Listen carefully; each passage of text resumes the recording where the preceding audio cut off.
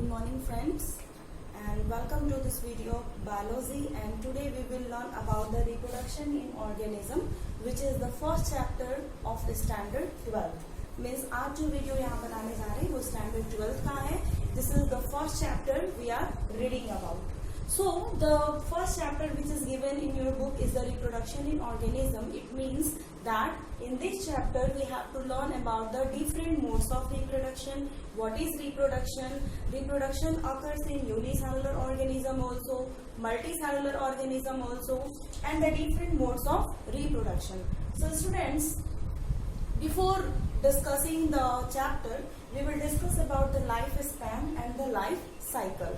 Actually, the lifespan is what and the life cycle is what. So let's discuss this first. Lifespan means the natural birth to the natural death of an organism. Natural birth to the natural death of an organism, that is known as lifespan. It means the period between natural birth and the natural death of an organism is known as lifespan. Suppose that human beings have a lifespan of 70 years.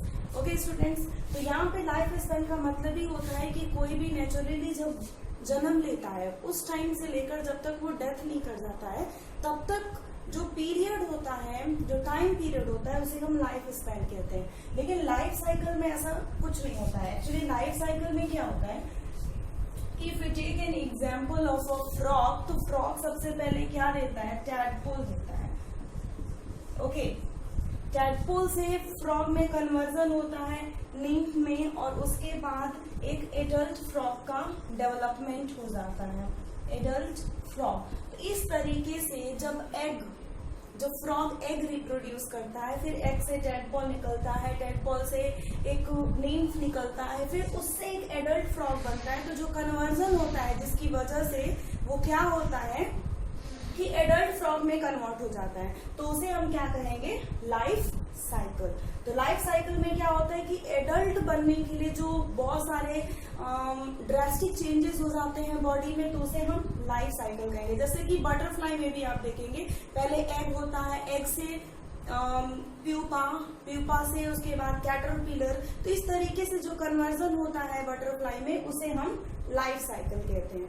ठीक है, तो ये आपको doubts clear हो गए होंगे, life cycle and lifespan. So now we will discuss about the reproduction. Actually, reproduction is the biological process in which an organism gives rise to a new generation, you can say, or the new young ones of their own kind. इसका मतलब ये है कि reproduction एक ऐसा process है जिसमें कोई भी ऑर्गेनिज्म एक न्यू ऑर्गेनिज्म को बर्थ करता है ताकि उसकी जनरेशन आफ्टर जनरेशन हमेशा बढ़ती जाए. तो उसे हम कहते हैं reproduction. I think you have already learned in previous classes. This is the introduction which is given in the chapter 1. So reproduction is clear. Let's talk about the different modes of reproduction: asexual and sexual reproduction. Asexual reproduction. Asexual reproduction means there is no involvement of gametes and only single parent is involved in this process. You already know what is mean by gametes. Actually, the gametes are the sex cells and one parent is involved in the sexual reproduction. Asexual reproduction. Asexual reproduction की जब भी हम बात की जाए इसका मतलब ये है कि इसमें कोई भी gametes इन्वॉल्व नहीं होता है, मतलब sex cells इन्वॉल्व नहीं होता है और सिंगल parent इन्वॉल्व होता है. For example, amoeba.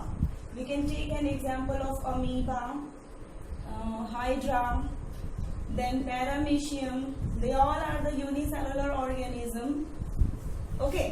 Spirogyra, if you talk about that, it is a multicellular organism, पर उसमें भी ये sexual mode of reproduction होता है. So these and all are the examples and the definitions of the asexual reproduction. Now we will discuss about the sexual reproduction. Sexual reproduction means just opposite होगा. Involvement of gametes means gametes are involved in this process and two parents are also involved. मतलब gametes भी involved होंगे और two parents भी involved होंगे. तो मतलब हम कह सकते हैं the process in which two parents are involved and the gametes are also participated to produce a new young ones. That process is known as sexual reproduction. Sexual reproduction means the process in which two parents are involved and the gametes are also participated for the formation of a new babies. That process is known as sexual reproduction. So guys, यहाँ पे reproduction I have already taught that it is the process in which there is the production of the, or you can say there is the generation after generation, there is a production of the babies. Okay, and asexual reproduction means there is no involvement of gametes with the help of single parent, and sexual reproduction involvement of gametes with the two parents. तो guys ये वाले topics यहाँ पे clear हो गए और अब बात करेंगे vegetative propagation which is also a method of asexual reproduction. Vegetative propagation you have already learned in class 10th, but let me discuss briefly about that. That actually what is vegetative propagation? Actually vegetative propagation is the process in which the plants reproduces a new plant with the vegetative part. Here vegetative part means stem, roots and leaves. These all are the vegetative parts of the plant. मतलब कि vegetative propagation भी एक तरीके का asexual reproduction है जो सिर्फ और सिर्फ प्लांट्स में होता है. और कैसे होता है तो वेजिटेटिव पार्ट से होता है. ये जो आप लीव्स देख रहे हैं, ये रूट्स देख रहे हैं, ये स्टेम देख रहे हैं, ये सारे के सारे क्या है वेजिटेटिव पार्ट्स है. तो इन्हीं से क्या होता है, एक नए प्लांट का प्रोडक्शन होता है तो उसे हम वेजिटेटिव प्रोपोगेशन कहते हैं. वेजिटेटिव प्रोपोगेशन में प्लांट जब एक नया प्लांट प्रोड्यूस करता है तो उसमें सिर्फ और सिर्फ वेजिटेटिव पार्ट लेता है, ना कि रिप्रोडक्टिव पार्ट. तो स्टूडेंट्स आपको पता होगा कि रिप्रोडक्टिव पार्ट एक्चुअली होता क्या है.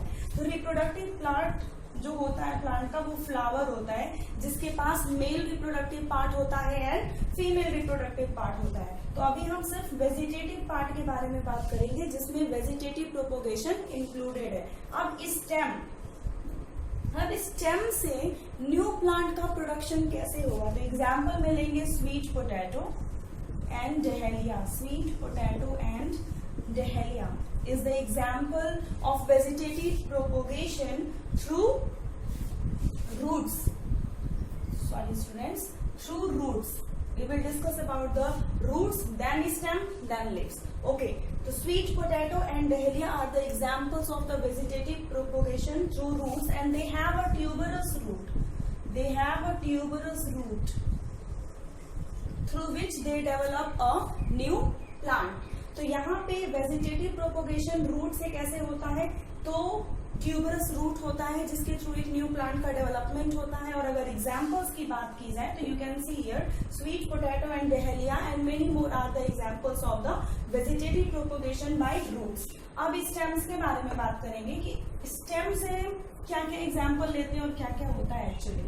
अगर स्टेम्स की बात की जाए तो एग्जाम्पल लेंगे पोटैटो जिसके पास ट्यूबर होता है. They have a tuber. Okay. Onion if we talk about, then they have a bulb-like structure जिससे एक नया प्लांट का डेवलपमेंट होता है. अगर जिंजर की बात की जाए तो they have a rhizome. They have a rhizome through which a new plant is developed. Students, don't be confused. These and all are the structures which are present in these plants and through these structures only a new plant is developed.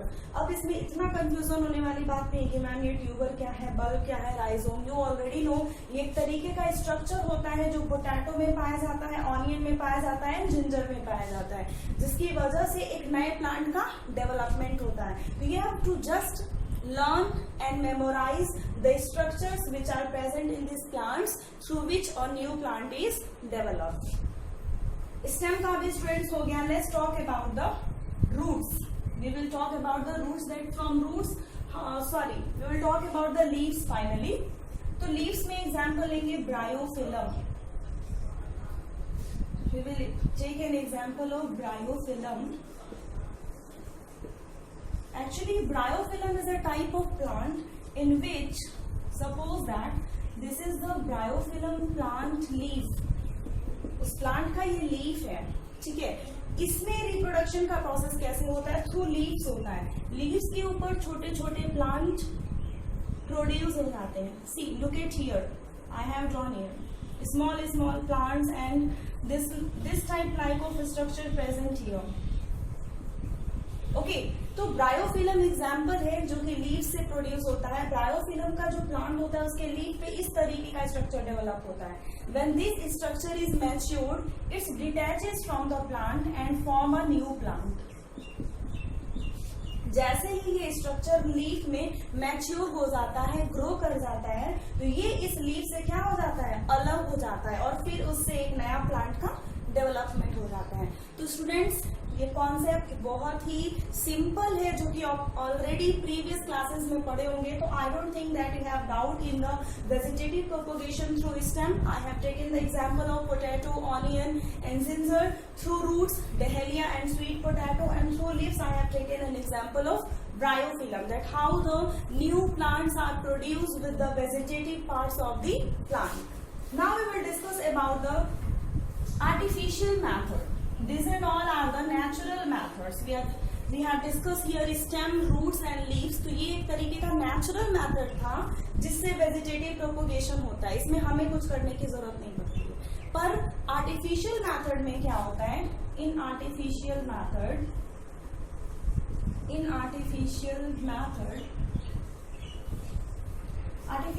में first process को लेते हैं cutting. In cutting what we use to do, we will take an example of rose and China rose which is also known as hibiscus. In cutting we use to cut the stem of a plant, मतलब किसी भी plant का stem को cut करके जब उसे हम soil में ग्रो करते हैं तो उससे एक न्यू प्लांट का डेवलपमेंट हो जाता है। पर गाइस एक चीज ध्यान रखिएगा कि जो भी आप स्टेम लेते हैं उसके पास एक लैटरल बर्ड और नोड जरूर होना चाहिए। You already know what are the lateral birds and nodes which are present on the stem. कोई भी आप स्टेम देखे होंगे उस पे जगह जगह पे ऐसी ऐसी लाइनिंग होती है और वहां पे छोटे छोटे बर्ड्स भी होते हैं।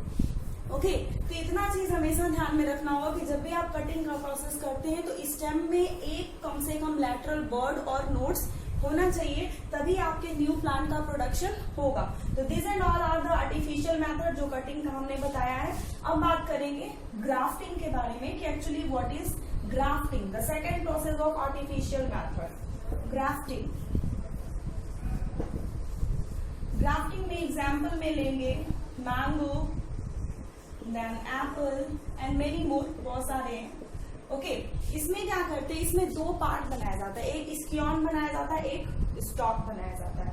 ठीक है, एक पार्ट होता है जो रूट पार्ट होता है, इस तरीके से किसी भी प्लांट का स्टेम से कट कर देंगे और नीचे वाले पार्ट को छोड़ देंगे जो रूट से कनेक्टेड होगा। और एक प्लांट का अपर पार्ट किसी भी, सपोज दैट ये दोनों मैंगो प्लांट है पर इसकी वैरायटी डिफरेंट है। ओके, ये दोनों मैंगो प्लांट मान लेते हैं but there variety is different. Then what we do, इस वैरायटी के प्लांट का अपर पार्ट, स्टेम से ऊपर वाला पार्ट कट कर लेंगे और इस मैंगो के वैरायटी का प्लांट का नीचे वाले पार्ट को रहने देंगे और ऊपर का पार्ट कट के हटा देंगे। अब इस प्लांट का जो अपर पार्ट है इसको लाकर यहाँ पे ऐड कर देंगे। Let me draw here once again.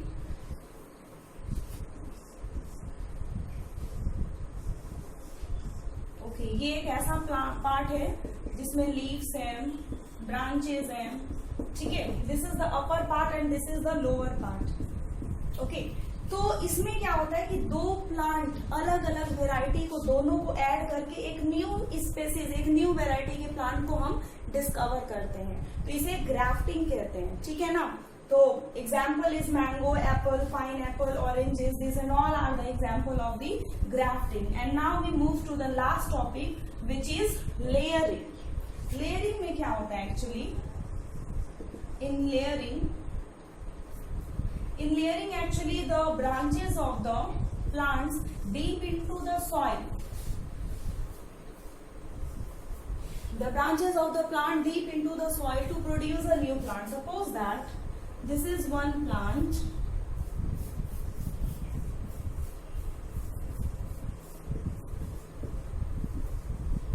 This is one plant.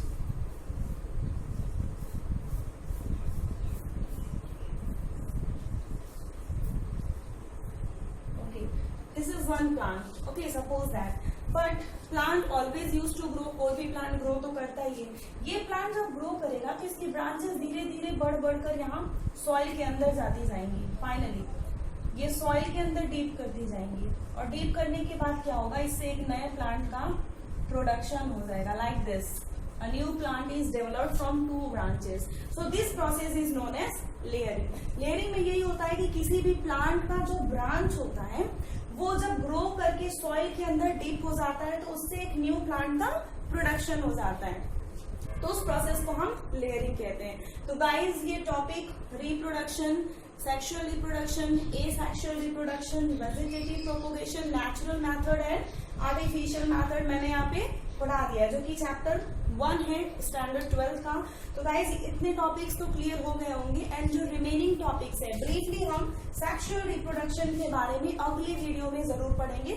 इसमें सेक्सुअल रिप्रोडक्शन में हमें क्या पढ़ना है, फर्टिलाइजेशन के इवेंट्स पढ़ने, कि फर्टिलाइजेशन से पहले कौन से इवेंट्स होते हैं, फर्टिलाइजेशन के टाइम कौन सा इवेंट्स होता है, and after fertilization which type of events occur in an organism. तो ये सारी चीजें हमको डिस्कस करनी है.